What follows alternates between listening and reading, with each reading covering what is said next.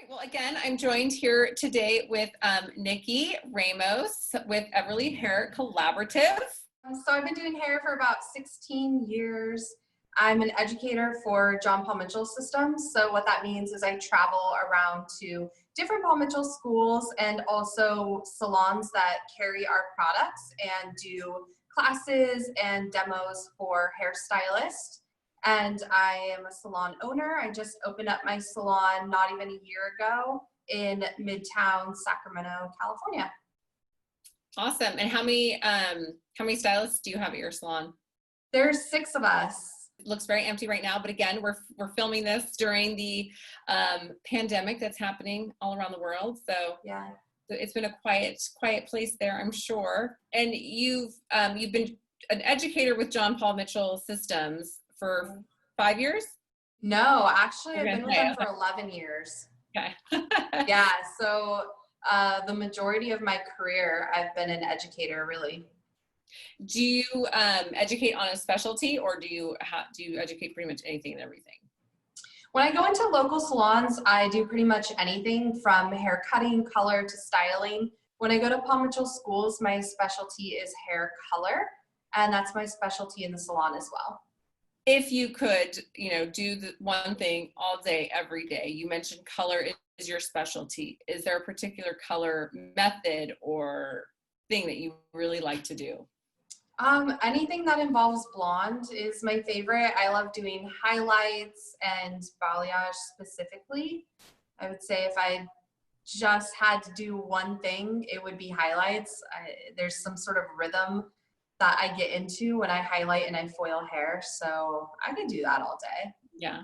And do you do like both methods? Do you do the painting?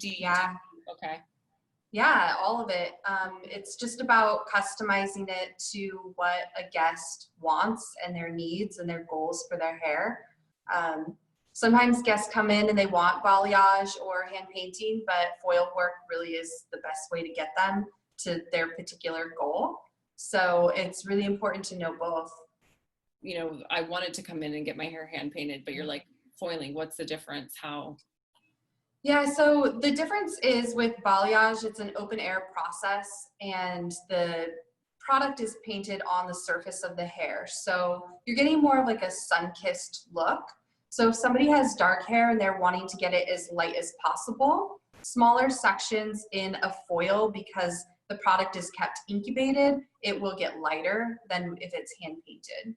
So that's one of the determinations is the fabric of your hair, the texture, the density, how dark it is. If you have artificial color on it already, all of those factors are coming into play. So as a hairdresser, it's not just as simple as, hey, I want some highlights, or hey, I'd like balayage. We have to think of all of these different factors to decide what application technique is going to be appropriate for your hair. So it's completely custom. It should be.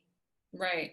Now, if someone comes in and they want beautiful, we won't give away your natural hair color, but if they wanted your gorgeous blonde color, and they're like, oh, this doesn't happen overnight, what's that process look like? Yeah, I get that a lot. A lot of people do want to be solid blonde. What that process looks like is different for every single person. So we've got to dive into your hair history to see what your hair has been through, because it is a damaging process to have this much blonde in your hair, no matter which way you swing it. But most importantly, it's a commitment. So I have to get my hair touched up every 4 weeks. So I need to make sure that if you want to be solid blonde, you're able to commit to that appointment time and be consistent. The upkeep to having this blonde hair is essential because of the damaging nature of the service. I do deep conditioning treatments on myself. I use a violet-based shampoo once a week to act as like a temporary toner. So there's just so much that goes into it that I don't think a lot of people really understand what a lifestyle being blonde really is and what it takes. So I try to just be really upfront and honest with people so that they understand it's going to be a journey with your hair colorist, whoever's doing your hair. We can't wave a magic wand and make it happen overnight. Sometimes it takes a year to get somebody from brown. They've been coloring their hair brown for so long, and to get them to where I am. And sometimes it takes a haircut to get there too. So it's all about just sitting down with a person and both parties being really honest and transparent through the consultation. People can't really understand the difference between warm and ash, and explaining it to their stylist, they're like, I don't want to look orange, but what does that mean? And then sometimes they're like, it's too gray. Like they can't really articulate that tone of blonde that they want. Do you have any suggestions for that? I do actually. The easiest way to help identify that is using filters on your phone.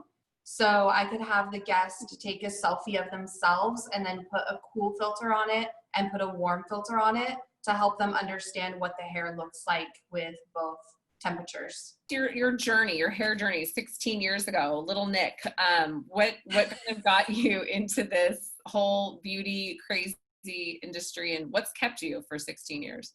Sure.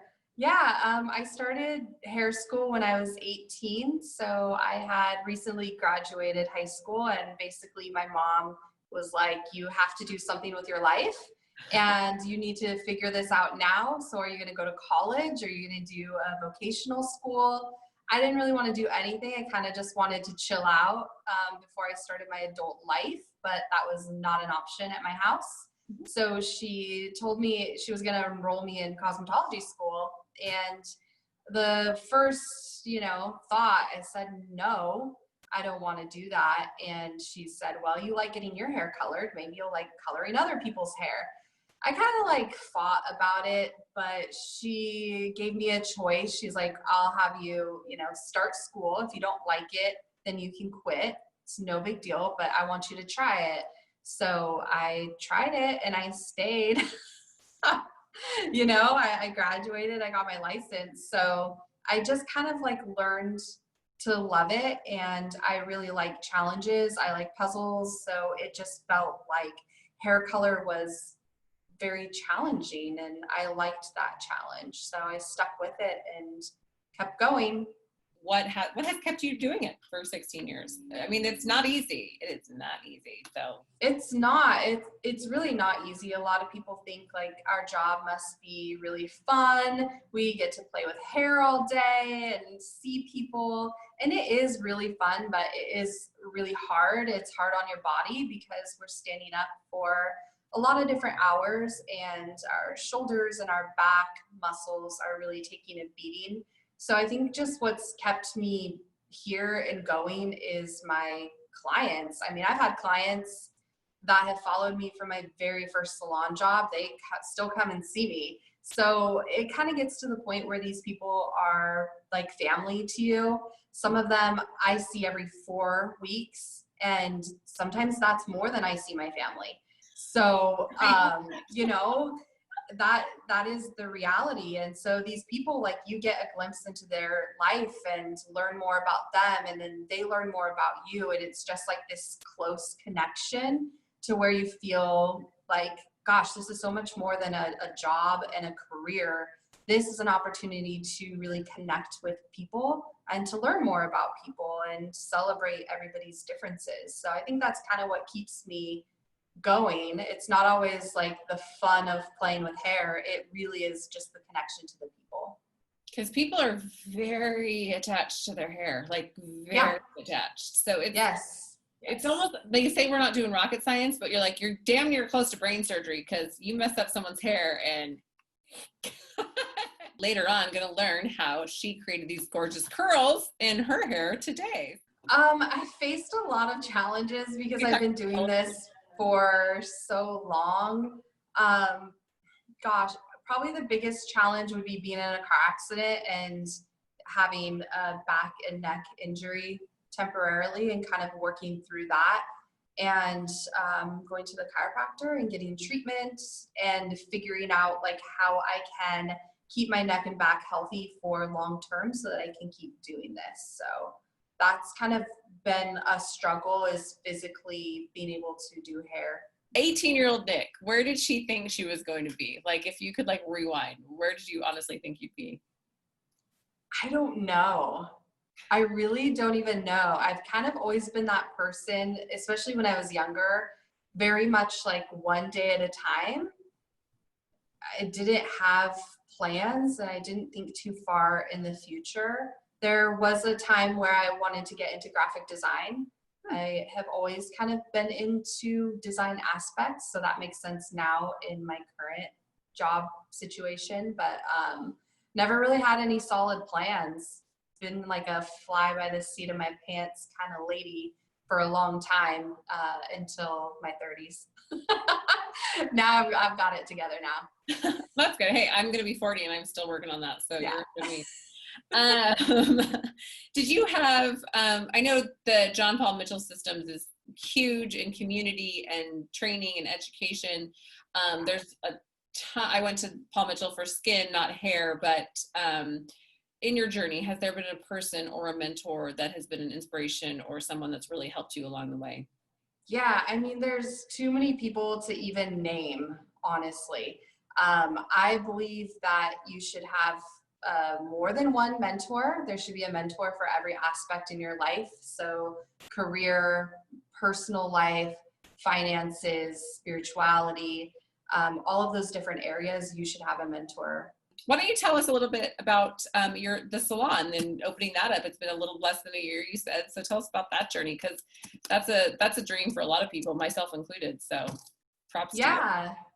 Yeah, it was kind of unexpected. It came at a certain season in my life, and it just felt like the right next step for my career. So I opened this salon. It used to be a barbershop. So the cool thing is that not only did it have the original brick behind me, which I love, but it also had the electricity and the plumbing already built in. So it was very easy to kind of slide in, give it a facelift, make it my own, and start this spot.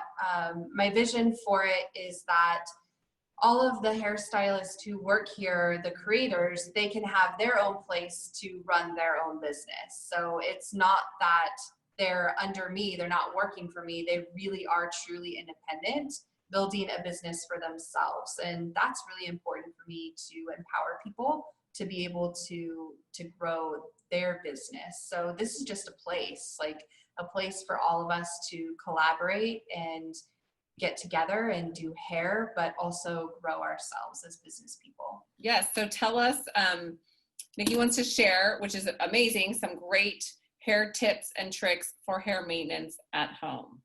Yeah, so later I'm going to be doing a demonstration of how to curl and how to do like a beachy wave on your hair.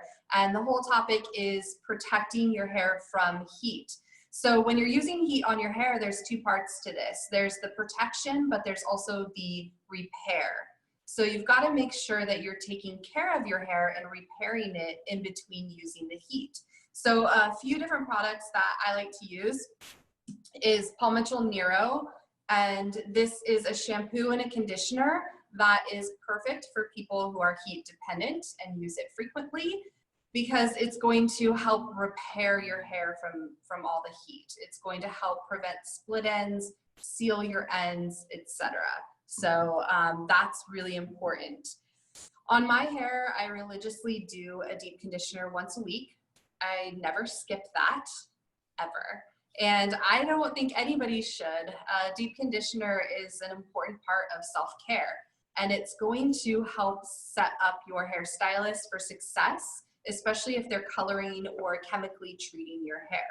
The more you treat your hair at home, the better result you'll get from your hairstylist. One of my favorite deep conditioners to use, because I do curl my hair probably all the time. I wear my hair curly more than I do straight. But there's a Nero treatment to use as well. So it's a treatment that you put in your hair after shampooing, leave it in for about 10 to 15 minutes while you shave your legs, and that's going to help repair any damage, moisture loss, and also add in some protein from the heat damage that you do to your hair. And then when you style, you're using all of your protection. So always remember, it's the repair and the protect that go together. So getting yourself a system, whatever that looks like to you, consult with your hairstylist to figure it out. But having a system, having that routine of doing your deep conditioners every week it will really make a huge difference in the way your hair looks and feels. I need that. I'm like, add to cart, because yes. in my life. I mean, I promote self-care all the time, and I even do like Sunday mask days, and I don't know why I don't do a hair mask on Sunday mask days. So what sets you apart? I mean, there are so many hairstylists out there, and what it comes down to is finding your soulmate stylist, and that's somebody who's going to listen to you, but also somebody who's going to let you know what's realistic, because there are some times where somebody might come in and they want to be platinum blonde, but it's just not realistic for their hair, and I have to be the one to kind of let you know. There are other stylists that just might try to do it because we love more than anything to make people happy, but that doesn't mean that you'll be happy, because something can go wrong and your hair integrity is compromised. So I would say, you know, what sets me apart is my experience. I've been doing this for a really long time. I've seen a little bit of everything, but most of all, I just am a really great listener and a clear communicator with guests. Make sure both parties are happy. You are, and you really, I don't want to, like, this sounds bad, but you dumb it down. Like for, I mean, I'm even a licensed cosmetologist. I don't do hair, I style hair, but you dumb it down for me. Like when you're talking sometimes about your hair, like, I mean, just in this segment, I've learned things that I didn't learn in the time I went to beauty school, which is horrible. Contest to that, you're like, no, bitch, that is not going to work for you. Like, stop dreaming. You're not, no.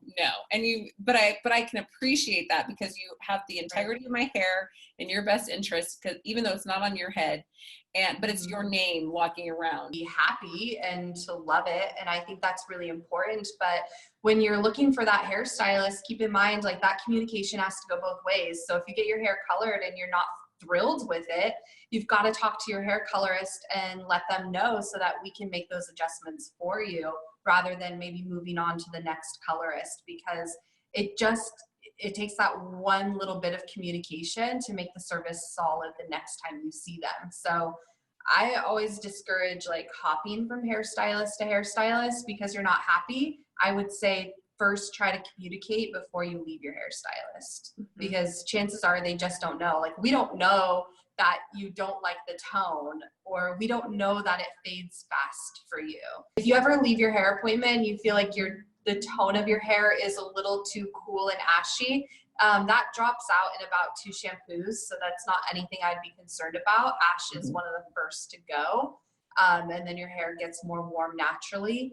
If maybe you're using a purple violet base shampoo at home and you felt like it can sometimes build up, then to your hair colorist to do a clarifying treatment to get some of that old buildup that may be dulling your blonde, because blondes can get really dull easily. And it's not just from the purple shampoo buildup, but any product buildup, we see the dullness.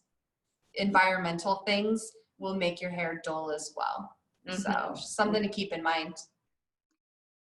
Good afternoon, or evening, I guess it is. I am Morgan Merrill with MM Beauty, and you are watching UCast. Today I am joined with stylist extraordinaire Nikki Ramos. Thank you so much, Nikki, for coming on today. Thanks for having me. Yes, of course. We're going to find out a lot more about Nikki, all about her hair journey, her salon, what she does, everything about Nikki today. And she is going to show us a fantastic way to curl your hair. She is joining us today in her salon, Everly Hair Co. So today we're just, like I mentioned, we're going to be talking about Nikki, and she's going to share with us her hair journey, which I love to hear about from people. And she's also going to show us a great way to curl your hair at home by yourself, for yourself. Okay. So first step is you want to detangle your hair. So having tangles in your hair before you do any sort of curling or waving is just going to make it harder. And then you'll need 1 clip. You can have any sort of clip that you have. This is like a duckbill clip. So the first step is to go from ear to ear with your pointer fingers, and you'll just slide in the middle. so that I can separate the bottom half and then clip that up out of the way. Any sort of heat on your hair, you always want to make sure that you have a protectant. This one is called Nero Protect, and it's a spray. So it's going to basically be like a layer of protection between your hair and the iron. Now, does that one with alcohol in it? Any sort of hairspray is always going to have alcohol, and alcohol isn't necessarily a bad ingredient in hair cosmetics. There are moisturizing alcohols. Not all alcohols are drying, so do your research there, but this is not going to be a drying product. Little bit of hold to it as well, and it's going to help block out humidity and give your hair some shine as well.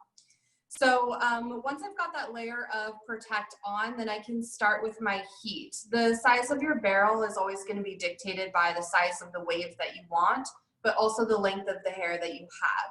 So this is 1¼ inch, which is one of my favorite tools to use for waving, because anything bigger than that, it gets more relaxed and loose throughout the day. Sometimes it can feel really straight. So let's talk a little bit about what temperature to put this on. It's not one size fits all. So we want to make sure that you're using the appropriate temperature for your hair type. If your hair strand, like each strand is skinny, then you want to have it on the lowest heat setting possible. So that could be like, the lowest mine goes is 280. I would say probably 320 would be appropriate for fine hair. Medium hair, go up in your heat. Coarse hair, how you know you have coarse hair is that each strand feels like fishing line. So it's not that you have a lot of hair, it's that the strand itself, like the diameter, is very thick. So Morgan, you have a lot of hair, but you've got to check that diameter because it could be deceiving. So I've got mine on 410, which is pretty appropriate. This curling iron is made by Paul Mitchell. It's a Paul Mitchell Pro Tools iron, and it has a 1-year warranty on it, but I've never had one break. So these are definitely my favorite irons when somebody asks. So I have about a 2-inch section in my hand. How dense your hair is going to dictate how big your section is. But if you're just kind of starting out with playing with curling or waving your hair, just take a section, roll with it. If it felt too big, take less, too small, take more, you know, just once. What that's going to do is smooth the hair strand and seal the cuticle to make it more silky looking. So next we're ready to wave. So I'll open up the iron, place it in and wrap once and curl in. Now the tail is still out. When I touch it and I feel heat, then I'll relax, loosen, and let that go. While it's still hot, grab the little tail and give it a tug. That's what's going to make it more loose instead of a ringlet. Now you said density, so that's like the thickness of that section, not necessarily, because you talked about the texture of hair, but now we're talking about the thickness of the section. Yes, texture is diameter, density is how much hair per square inch. Got Protect sprayed on it. I'm going to open up the iron and go the opposite way that I did the first one. So the first one is going to be away from my face. The second one would be towards my face. Loosen and twist down. Give it a little tug. Now, why are you doing it opposite? Just because the look that you're trying to achieve? Exactly. If you go the same way, like if all of these are back, then it's very pretty. It just looks like a nice curl, like a cascade of curls. When you go back and forth, that's what gives you the beachy, organic, undone look. So there's not a right or wrong to that. It's like the Hollywood waves is like all that one way. Exactly. Okay. So we'll split this into two. Front section, go once through to heat. Now you have the bill facing down when you're doing that. Is there a rhyme or reason for that, or no, just? I have the what facing down? When you were smoothing, does it matter which side the clip is on, if it's up or lower, or no? No. Okay. That tug at the end is everything. That's, I think, a lot what gives it that like real undone look. Exactly. And you could even go through with a flat iron if you wanted it to be really straight. But if you do this correctly, you should be able to get a nice smooth ends. Heat, it doesn't get the smoothness. Now you did this little twisty twirl. Once I get to the front area, I can show that a lot easier. Okay. I'm like, okay. That's definitely a struggle busting for me. Yes. So the next section, right at the eyebrow, pointer fingers, so that I can now section the top of my hair out of the way. Clip. I split it in half in the back just to help keep me organized. Nero protect. Make sure to get those ends also.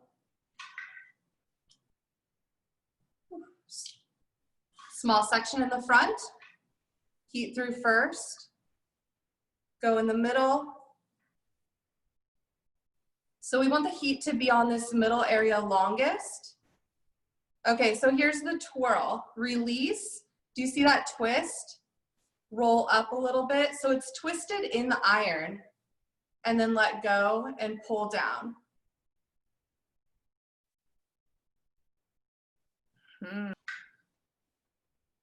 Iron. Opposite direction. When you're wrapping the hair, that tail end, does it matter if it's kind of above the hair or below the hair? Below. Right, okay. Yeah, if it's above, it will get tangled really easily. It almost looks like you're flat ironing the ends, kind of. Yes, exactly. So when you get to those ends, you're not curling them, but you're dragging them straight. If someone did not have a 1 1/4 inch curling iron, and let's say they just want to start playing with what they already had, yeah. what would you say is like one thing that they could do to get that really relaxed curl look? Bigger sections. So if you have a small curling iron, use bigger sections. Even if it was a lot more hair in that curling iron? Yes. Okay. Yeah, you might have to hold it on the heat a little bit longer so that it will heat through. If you have a bigger iron than 1 1/4, use smaller sections. Do you, and then around the face, are you always curling away, or is that preference? That's preference. Your haircut will kind of dictate that. Maybe for your hairstyle, it would look cute going towards because you wear it down in your face like that. It just depends on the style. Who is this maybe not good for? Like, is there anybody that's maybe shouldn't be doing this method? Really, really damaged hair, then you probably need a haircut. All sorts of length, long hair, even short hair like yours would be really cute. And because you already have naturally curly hair, you might just have to do a few touch-ups in the front and you're good to go. Do you prefer doing this, maybe you personally, do you like it with this curling iron method? I've seen it with the flat iron method. Definitely my go-to, especially on myself. I feel like I do like using the smoothing iron to create this too. Can you slow down that flippy thing again? I'm out of the curl. Did you see the twist? So you're not really moving your curling iron in a different direction. You're just almost releasing it. Releasing it, yeah. Okay. Because I thought that there was like a twist with your wrist or something, but there is. Okay. So this releases, twist the hair. When you come out, go slow so you can straighten those ends. When you're curling your hair, just let it be because you want it to cool like this too. So try not to touch it and brush it or anything like that until all of the curls have cooled.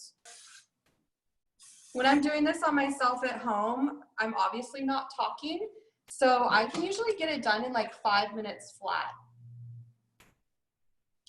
If someone has a lot of hair, like myself, and I had, say I had longer hair, you would do it maybe in smaller sections this way, more sections, or no? Not necessarily, no. I Okay. would still take 3 sections regardless. Okay. It's just that section that you're getting right now would be smaller if you had more hair. Yes. Okay. What do you charge for this in salon? Like if someone came and was like, I just want my hair curled pretty. That would be with a blowout. Mhm. So $55, and that would include shampoo, conditioner, blow dry, and style. Because like I said, this only takes me about 5 minutes. If somebody gets their hair colored or cut with me and they want their hair styled like this, it's complimentary to their cut or color. So kind of check it out. See if you see any straight bits. It's easy to miss something on your own hair. Looks good to me. Mm-hmm. So let this cool and do its job. And then you can use your fingers just to rake it out. Sometimes I just put my head upside down and give it a little shake to get that tousled kind of bedroom hair. If you have frizzy hair, then I would recommend a tiny bit of an oil or a serum as you comb through with your fingers. That will help to lay down any frizz or flyaways. I think mine's looking pretty good right now, so I'll just finish it with some finishing spray. So this is Paul Mitchell Nero Finish, and it's a hairspray, and it's going to help lock in my style and keep the humidity out. So a little spray on my flyaways that I see here, just to kind of like get them to smooth down out of the way. There we go. Beautiful. Now, what if somebody did this and maybe their ends were a little looking a little more frayed or frazzled? I would just go through with my iron and hit it with heat. Heat always is going to polish the hair. So it just might mean that you didn't spend that you need to spend a little more time going slow at that end of your twist out to get some heat and polish. And then also a little shine spray or serum will seal the deal too. But honestly, heat is the best thing when you see like the frayed ends. Besides a haircut would be probably another recommendation there. There's some irons that go up to 450 degrees. I'll be really honest, I rarely use 450 on anybody's hair. So you've got to know your hair texture and your hair type to know what kind of heat it can support, because heat damage is what makes split ends. And that's always what we complain about. And if you're trying to grow out your hair, if you have split ends, your hair is never going to get to your goal length because it just keeps splitting and fraying. So heat protection and using heat wisely go hand in hand. But temperature wise, lowest temperature would be for fine hair, medium temperature would be for medium, and then the highest would be for coarse. So I'm on 410 and I have medium hair. My iron goes up to 430. And it's good that this iron only goes up to 430. You really do not need a wand or a curling iron that goes any higher than that. I would say a lot of people are probably turning up their heat too high. Go low and slow. So I'd rather use a lower heat setting and just go slower with my smoothing iron or my curling iron. Selfishly asking, with my flat iron, I feel like I'm getting like a lot of frizz even after flat ironing. And I think mine's probably, I use like maybe 420-ish. Sure. Is it maybe because I'm getting too much hair in the flat iron? Can that? Yes, definitely. When you're using a smooth iron on your hair, you want to take smaller sections. About a 1/2 inch would be really great, especially if you have dense hair, so that you can kind of heat it through. Think of like you're ironing a shirt, a silk shirt versus a pair of jeans, of how you need that heat to go through a different density of fabric. That's the same thing with your hair. So smaller sections, you're going to get a sleeker look. What I prepped my hair with today is Paul Mitchell Nero. It's called Prime. It's a blowout primer, and it helps to give your hair shine, hydration, but also protect it from heat of the blow dryer. And it gives it some memory hold as well, so that when I use my iron, it's going to remember to stay in that formation. All right. Well, thank you so much, Nikki. Your hair You're looks welcome. amazing. And if anybody wants to find Nikki, her handle, she has it there on the screen, but it's Nikki Ramos Hair. And then you can also find her at Everly Hair Collaborative. Nikki, you have shared so much with us today. How to get a beachy, beautiful, undone wave in your hair. You've shared with us your journey, how to better your blonde or to correct your blondes. I, again, feel like I've learned so much more than maybe what I learned in 13 months of cosmetology school, which is scary, but I also have a memory of a pea. So I'm like Dory. It's like you turn a corner and I forget what I learned. So I'm definitely a learn by doer, and I have to keep doing it. I didn't really go down the hair path. So Yeah. thank you. Thank you for sharing. And if anybody has any questions, Nikki's going to share again her all of her social information, so you can contact her. And she's really great about helping and very communicative and open. So you guys feel free to reach out to her. But excuse me, I have to say I've been going to Nikki for quite a while. I mean, I feel like we've done some hair journeys, and she, like I mentioned earlier, is always very truthful. Sometimes knocks me down off my little where I want to go, and brings me back down to reality, which I can appreciate, because like I mentioned, she has the integrity of our hair in her best interest, which is awesome. And she knows how to work with a lot of different hair styles and cuts and blondes and brunettes, and which I love that, just versatility and cutting aspects. So you've done great with my hair, and people I've sent to you, they've said great things. So if you maybe are on the fence about your hairstylist, or you've moved to the Sacramento area, or you're just you want someone that really knows blondes, please, you guys, go check Nikki out. Her Instagram is great too. She does some great videos. I love watching her videos, so definitely go check her out. And your demo that you did today, it was very, very good. I mean, I was like, all right, I can break this down. Those YouTube people, they're just like, you just go like this, and then just go like this, and then it's like this, and you're all, okay, that